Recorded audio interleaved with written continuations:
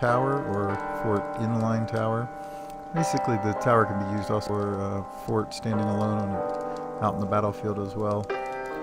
Start by going through and checking to make sure everything's punched out. We're going to take the floor of the tower and we're going to put in the access door.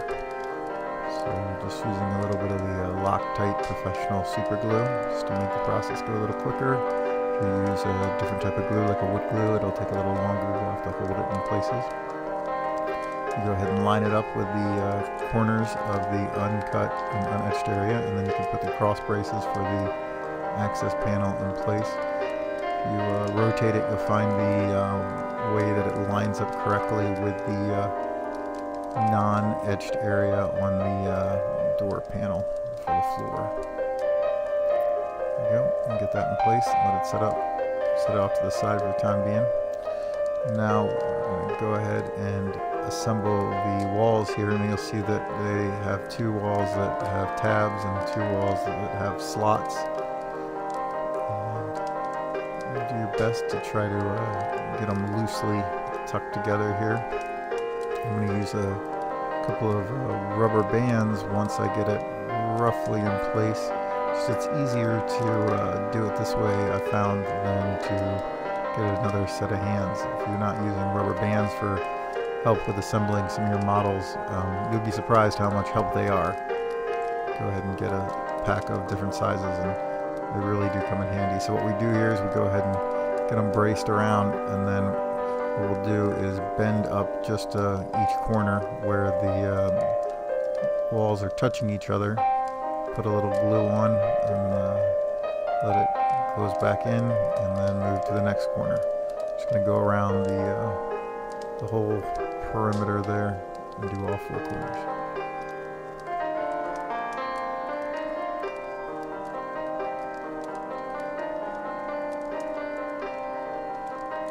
Okay, and now we're going to go ahead and put our floor, the top level to our tower on. Go ahead and put some glue on the walls. You'll see there's tabs sticking off the top of the walls to align into the floor, and then you're going to have to press the floor, the top level, down into it.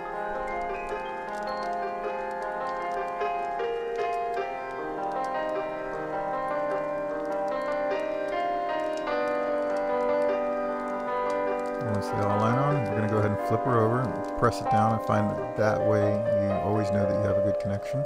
And we're going to go ahead and put on our supports.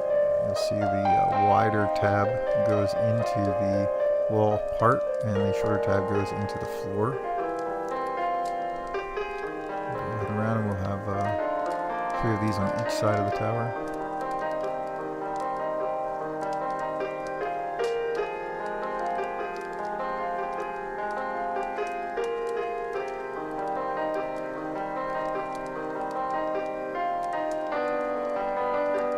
Be careful not to have your rubber band too high and trap it, otherwise you're cutting your rubber band off.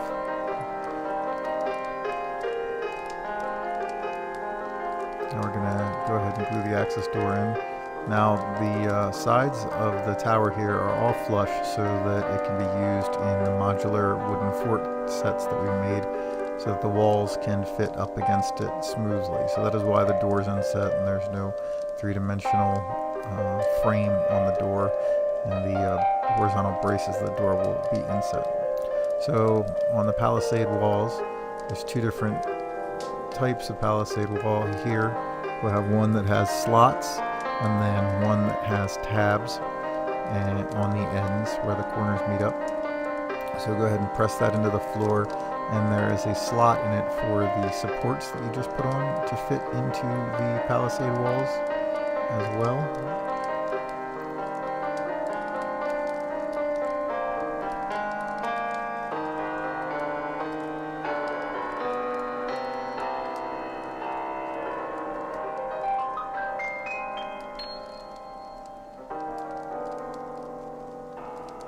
Now we're going to go ahead and do the other one that also has slots in it, so that they are parallel to each other.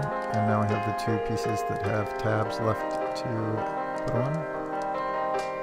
Be sure and put some glue on the edges of the wall where the vertical points meet up there, or where the tabs sticking into the other palisade wall sections meet.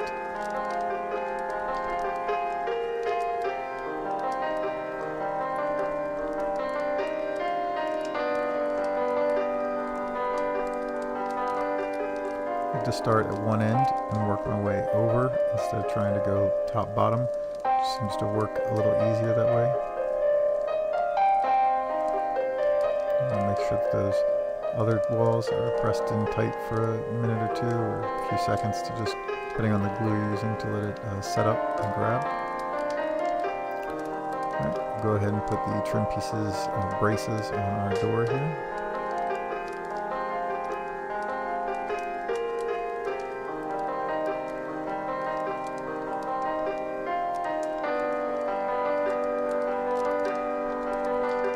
Sure to cover up the unetched areas of the wood.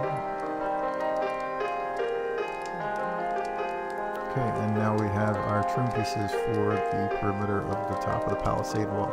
Now there's two pieces that are shorter and two pieces that are longer, and that is because the longer ones will cover up the ends of the shorter ones so that there's only one seam to be seen. I went ahead and lined them up with the slotted sides of the palisade wall. You see here there's a shorter one, so we take the shorter ones and put them parallel to each other and the longer ones parallel to the other ones.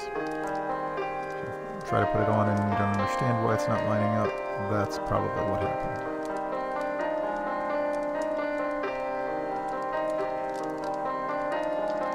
So it covers up those tab connections quite nicely. Okay, I'm going to finish the last one.